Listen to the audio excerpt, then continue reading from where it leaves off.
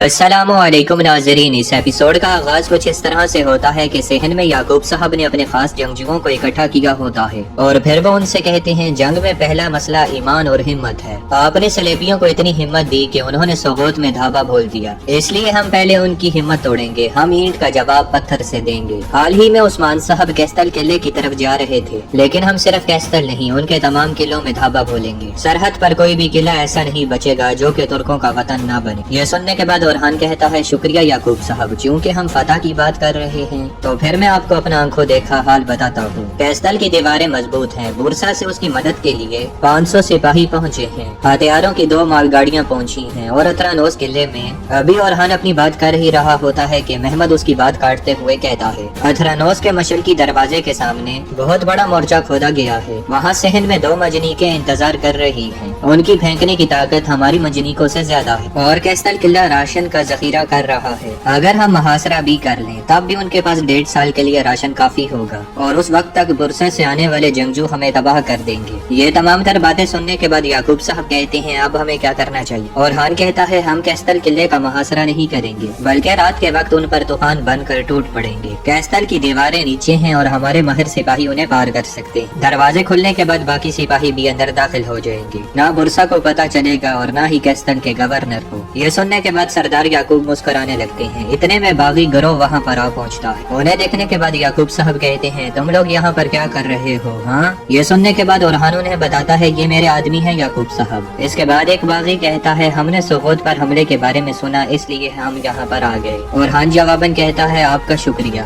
और फिर याकूब साहब से कहता है फतह के लिए आदमी जरूरी होते हैं याकूब साहब। लश्कर में इनको शामिल किया जाता है। ये सुनने के बाद याकूब साहब कहते हैं कि आप लश्कर के सरबराह हैं ओरहान साहब जो आप इन्हें शामिल कर रहे हैं। हाँ, इधर दूसरी तरफ कुछ मंगोलों को जिंदा गिरफ्तार कर लिया जाता है। उनको एक तरफ भेजकर उस्मान साहब कहते हैं अब हम एक चाल चलेंगे, ऐसे जाहिर करेंगे कि ये मंगोल नाकाम नहीं हुए। ये हमारी गार में आए और हम पर धावा खोल दिया, हत्ता कि इन्होंने हमें हरा दिया और उस्मान साहब और उनके सिपाहियों को शहीद भी कर दिया। इस मंसूबे से हम मंगोलों के अंदर घुस जाएंगे। इन्होंने हमारा काम आसान कर दिया है। अब आप सब मंगोलों वाला लिबास पहनेंगे। ये मंगोल घोड़ा गाड़ी के आगे चलेंगे। सुबह होते ही हम अपना काम शुरू कर देंगे और उनके ख्वाब को हकीकत में बदल देंगे।